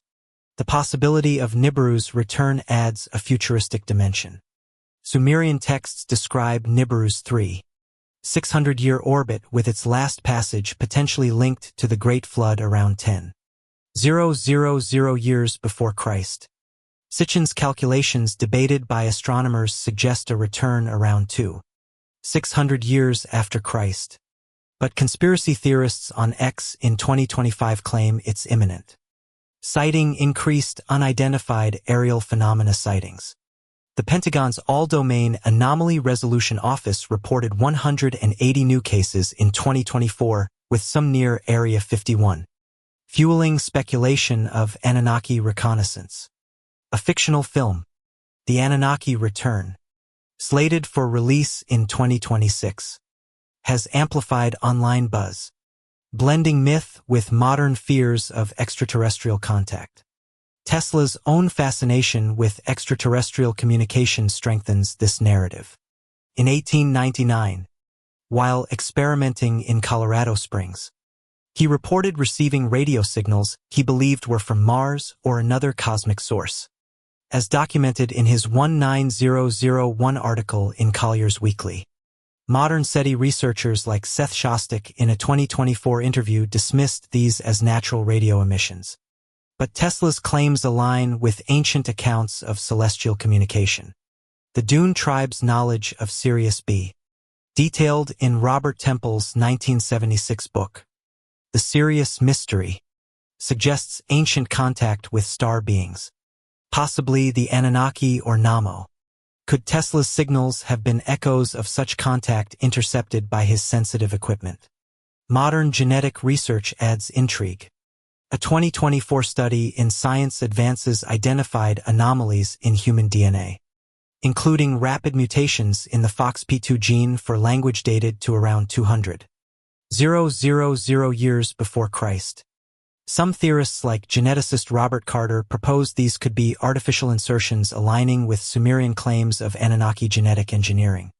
The Human Genome Project, completed in 2003, revealed non-coding DNA sequences dubbed junk DNA, which some speculate encode alien instructions. In 2025, exposts linked these findings to Area 51, alleging that classified labs study ancient DNA to unlock extraterrestrial technology. Though no evidence supports this, the Tartaria conspiracy, popular online, connects ancient and modern secrets.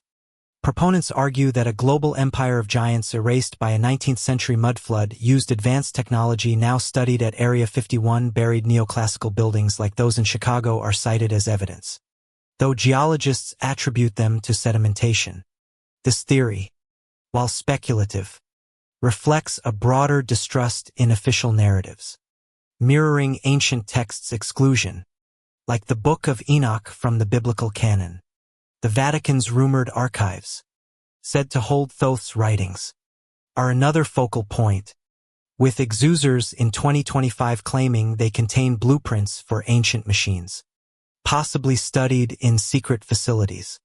Skeptics counter that Tesla's inventions were purely human, rooted in mathematical genius, not alien inspiration. The crystal skulls are likely modern forgeries per the Smithsonian's analysis. And Nibiru lacks astronomical evidence, with NASA's Kepler mission finding no trace of a rogue planet. Area 51's secrecy, per a 2022 Air Force report, is tied to military projects like hypersonic drones, not extraterrestrial crafts. Yet the persistence of these ideas, amplified by declassified files and whistleblower accounts, challenges dismissal. The Antikythera mechanism, a 2nd century before Christ device with gear precision, suggests ancient technology beyond human capability, possibly linked to Thoth or the Watchers. As we stand at the crossroads of past and future, Tesla's legacy and the specter of Nibiru's return invite profound questions. Are our technological leaps rediscoveries of ancient wisdom? Do classified labs hold the keys to our cosmic origins? Will extraterrestrial visitors return to reshape our destiny? In our final chapter, we reflect on these mysteries, calling you to keep an open mind as we unravel humanity's hidden history. Join us as the echoes of the past resonate with the promise of the future. What if the history we have been taught is but a shadow of the truth? A carefully curated tale that conceals humanity's cosmic origins. What if the stories of the Anunnaki, the Nephilim, and the Great Flood are not mere myths, but fragments of a forgotten reality, preserved in ancient texts and whispered through the ages? As we stand at the crossroads of past and future, the questions linger. Who were the true architects of our civilization? And why have their traces been buried? From the Sumerian tablets to the icy depths of Antarctica. From Tesla's visionary inventions to the guarded secrets of Area 51. We have journeyed through a tapestry of mysteries that challenge everything we know. Let these questions guide you as you drift into the realm of dreams where the truths of the past may yet reveal themselves. Our journey began with the provocative idea that history has been shaped by those in power who decide what is remembered and what is forgotten. The Sumerian tablets, etched over 5,000 years ago, speak of the Anunnaki, celestial beings from Nibiru who engineered humanity to mine gold. Their legacy etched in the sudden rise of civilization. The Book of Enoch, rediscovered in the Dead Sea Scrolls in 1946, tells of the Watchers and their giant offspring, the Nephilim, whose bones may lie hidden in classified vaults. The Great Flood, recounted in myths from Mesopotamia to Mesoamerica, suggests a global cataclysm, possibly triggered by cosmic forces or divine wrath. The Seven Sages led by Th rebuilt the world. Their knowledge preserved in megalithic structures like Baklit and Baalbek. Antarctica's frozen secrets mapped by the Pyre race map in 1513 hint at a lost civilization, while Area 51 guards technologies that may echo ancient crafts. Nikola Tesla's insights into energy and frequency connect modern science to these ancient mysteries, suggesting a continuity of knowledge that spans millennia. Each of these threads weaves a narrative that challenges the conventional story of human evolution. The sudden leap from hunter-gatherers to builders of cities around 10,000 years before Christ defies the slow march of progress taught in schools. Genetic anomalies like the rapid mutation of the FOXP2 gene for language documented in a 2024 Science Advances study hint at external intervention, perhaps by the Anunnaki or Watchers. Artifacts like the Saqqara bird a 3rd century before Christ Egyptian glider and the Antithethra mechanism a 2nd century before Christ astronomical device suggest technologies far beyond their time. The crystal skulls revered by the Mare and the Nazca lines visible only from the air evoke a cosmic connection, possibly to extraterrestrial visitors. Why do these anomalies persist, and why are they so often dismissed or concealed? The answer may lie in a concerted effort to control the narrative. The exclusion of the Book of Enoch from the biblical canon, despite its influence on early Christians, mirrors the disappearance of giant bones reported in 19th century newspapers. The Grand Canyon Caves, described in a 199 Phoenix Gazette article, allegedly held Egyptian-style artifacts and 9 FFT mummies, yet remain off-limits. The Tataria conspiracy, gaining traction on X in 2025, posits a global empire erased by a mud flood, its megalithic architecture misattributed to later eras. Antarctica's restricted zones enforced by the 1959 Antarctic Treaty and Area 51's secrecy guarded by lethal force, suggest a deliberate suppression of truths that could upend our understanding of history. Even Tesla's lost journals, rumored to be held in classified archives, are said to contain references to cosmic energy, echoing the Anunnaki's tablets of destiny. These patterns of censorship raise a profound question. Who benefits from hiding our past? Some point to powerful institutions like the Smithsonian or the Vatican, accused of sequestering artifacts to maintain a narrative of human progress untainted by divine or extraterrestrial intervention. Others, like conspiracy theorists on X, implicate global elites, such as the Rothschild family, whose influence is said to trace back to ancient bloodlines enhanced by alien DNA. While such claims lack verifiable evidence, they reflect a growing distrust in official accounts, amplified by declassified documents and whistleblower testimonies. The 2022 Pentagon report on unidentified aerial phenomena documenting 180 cases, and the leaked 2025 X video of an orb above Area 51 fuel speculation that we are on the cusp of a cosmic revelation. The future holds even greater questions. If Nibiru with its 3,600-year orbit approaches Earth again, as Zechariah Sitchin predicted for around 2,600 years after Christ, will the Anunnaki return?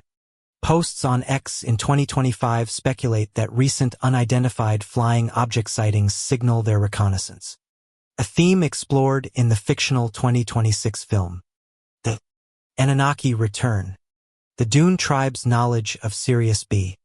Detailed in Robert Temple's 1976 book. The Sirius Mystery suggests ancient contact that may resume. Tesla's experiments with radio signals in 1899, which he believed were from Mars, align with modern SETI efforts, like those reported in a 2024 astronomy journal, seeking extraterrestrial intelligence. Could we be rediscovering the technologies of our creators encoded in ancient texts and artifacts? The Bermuda Triangle, a region in the Atlantic where ships and planes have vanished since the 19th century, offers a final mystery. Some theorists, like Charles Berlitz in his 1974 book, The Bermuda Triangle, link its anomalies to Atlantean technology or alien bases, possibly connected to the underwater structures of Bimini, dated to 10,000 years before Christ.